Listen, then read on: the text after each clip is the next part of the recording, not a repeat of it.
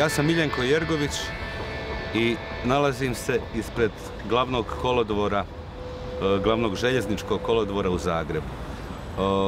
Ovo je mjesto na kojem se ja od svih mjesta osjećam najviše kod kuće i najviše na nekoj svojoj imaginarnoj teritoriji.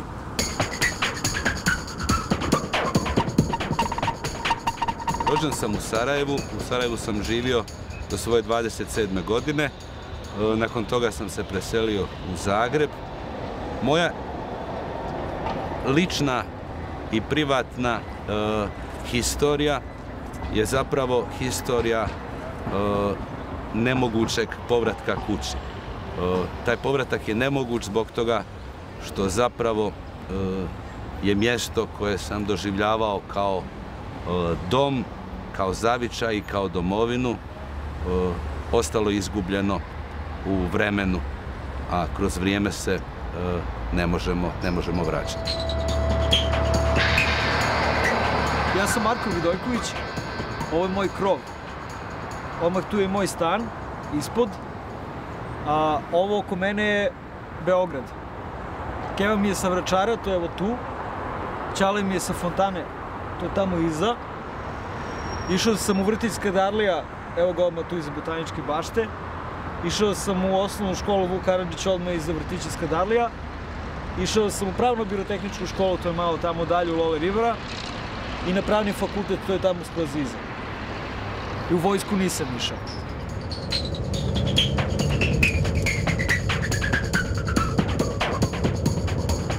Oko Beograda je Srbija, moja država, a oko nje je Jugoslavija, moja bivša država.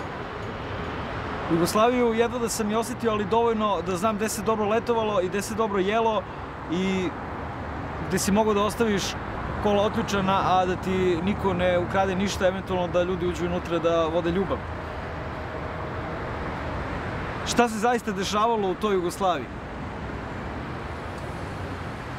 Priča koju ćemo proći, moj prijatelj Marko i ja, je za mene zapravo pokušaj da se probije ta vremenska opna, da se uđe u neku prošlost i da se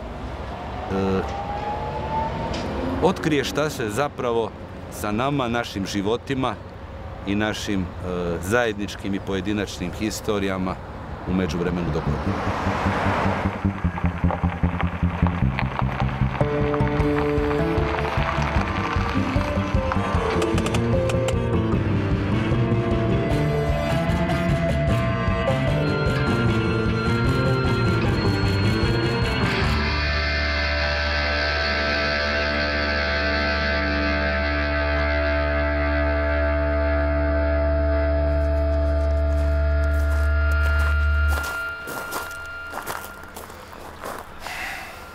Bila je to tvornička greška jedne države, one u kojoj smo mi živjeli. Naime, do ovog mjesta su došli oni koje smo u školi zvali domaći izdajnici. I ovdje su ih Englezi isporučili partizanima i onda su ih partizani tjerali na marševe sve do negdje Niša i Pirota. I veliki broj tih domaćih izdajnika je na tim marševima ubijen, uglavnom bez suđenja. Njihove porodice, naravno, 45 godina nisu znale šta je sa njima bilo i 45 godina se o tome nije smjelo pričati. Najveći problem te tvorničke greške je upravo to što se 45 godina o tome šutjelo. Ja mislim da je to osnovna pouka ovog mjesta, da se ne treba šutjeti nego govoriti. Znaš šta, Miljenko?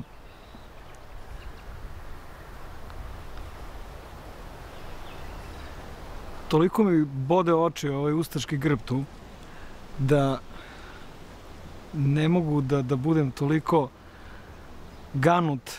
Ja mislim pre svega... Ne, nije uopće pitanje ganutosti, pitanje principa. Što se tiče grba, da, počinje sa bijelim poljem, ali... Da. Ti ljudi su počinjali s Bijelim poljem. Da. Ne znam da li su oni počinjali s Bijelim poljem ili su možda ovi što su im posle gradili spomenik malo uzeli više za sebe. Također. Zato što u ime tog prvog Belog polja je toliko sranja napravljeno da nekako, koliko god se trudio, ne mogu da osjetim... Da, ali onda ti se sranje uvijek vraća. Nama se inače sranje uvijek vraća. Pa da, ali imamo i sad stvari za koje se ne bi smjelo dogoditi da se ponove. Jer znaš, tih 45 godina šutnje, to ti je jedna strašna energija muke, nesreće i zla.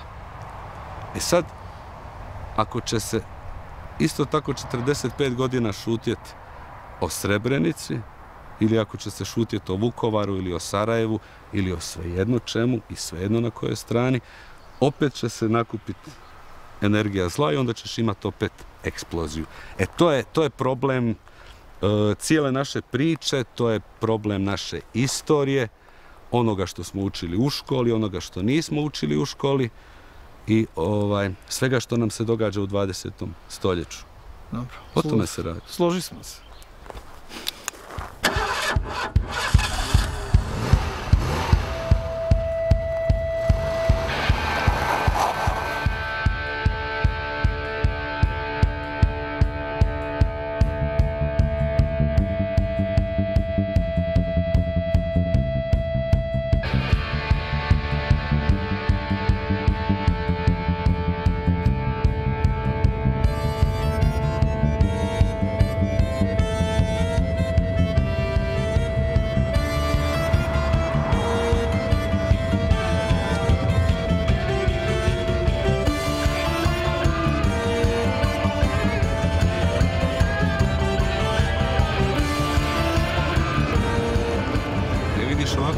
Vozimo kroz tunel u jednom trenutku ćemo preći granicu i to je onda nevidljiva granica bivša između Austrije i Jugoslavije.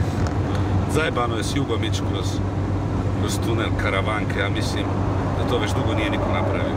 Zajebano je s jugom ići bilo kuda. I onda na izlazu zapravo po ideji počinje autoput bratstva i jedinstva koji je trebao proći kroz cijelu Jugoslaviju i izaći negdje valjda na Gevgel i izaći na Grčku i to bi bila, kako se to kaže, žila kucavica.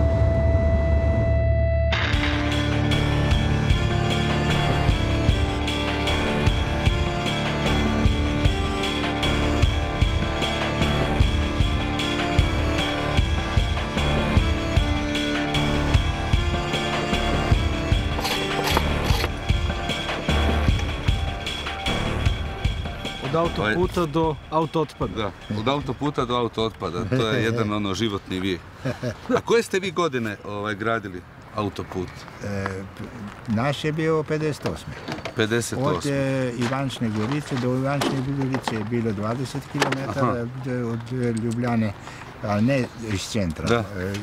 A od tamo do Zagreba se radi. A kad vam se danas recimo kaže to bratstvo i jedinstvo ili bratstvo i nenotnost, šta vama zapravo pada na pamet? Znate šta, ja mislim, kako ja gledam na to, ja mislim da Titove riječi niko nije dobro shvatio.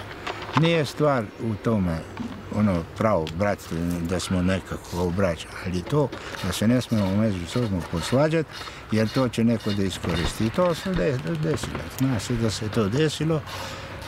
Sad, možda smo mi dobro prošli, jer mi smo na kraju kraja dobro prošli, ali tako je u Sloveniji uvijek bilo. Na kraju nekog takvih stvari uvijek smo se nekako uvijek Slovenci dobro izvukli. Družili smo se izvukli.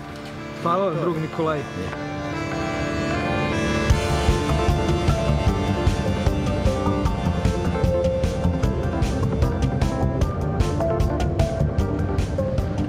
Stigo smo. Eto nas na granici između Evrope i nas. I našeg dragog geta. Da, rođen sam u getu.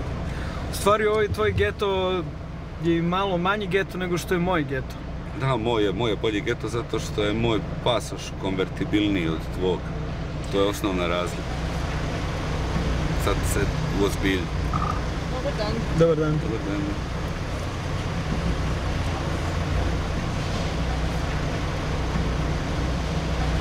Hvala. Hvala.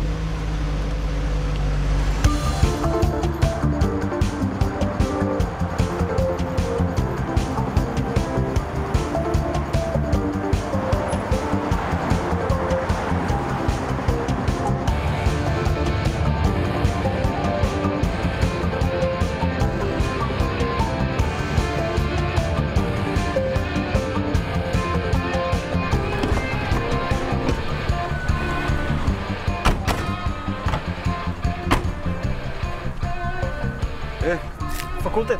Filozofski. Zašto na fakultet? A čuj, mora se. Što? Što si me doveo na fakultet? Tvrtko Jakovina, povjesničar mlađe generacije, stručnjak za 20. vijek, enfant terrible hrvatske javne scene. Ali ipak možemo i napolju, mislim. Neka na fakultet. Na fakultet.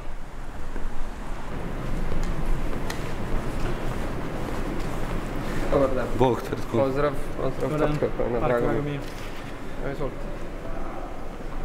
Profesore, da vas pitam o kom broju ljudi pričamo u Blajburgu, pošto su to cifre sa kojima se nagađalo godinama, i se nadovežem na to šta se zapravo desilo sa, bit ću konkretan, ustašama, naročito sa onim koji su počinili one silne zločine od početka od same okupacije pa sve do samog kraja. Zanima me šta se desilo sa svima njima. Broj žrtava.